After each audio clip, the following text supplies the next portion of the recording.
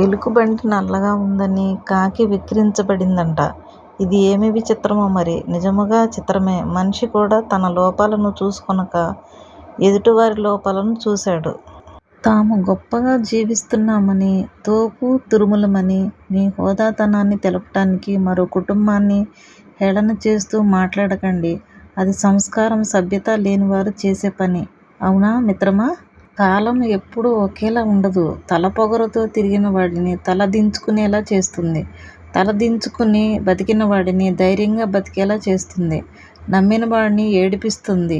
ఏడ్చిన వాడిని నవ్వేలా చేస్తుంది. కాలం చేతిలో అందరం కీలుబొమ్మలమే. మీరేమంటారు?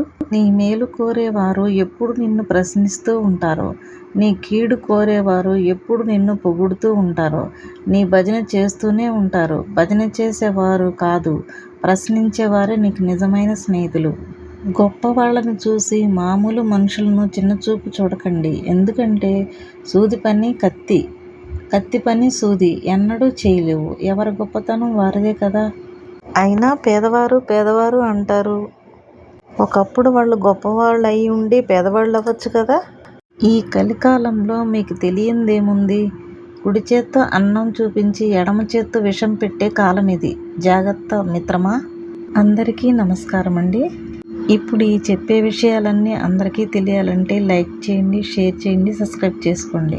అప్పు, పగ, రోగం ఈ మూడు లేకుండా గుడిసెలో బతికినా చాలు. వాడే నిజమైన కోటీశ్వరుడు. మీరేమంటారు?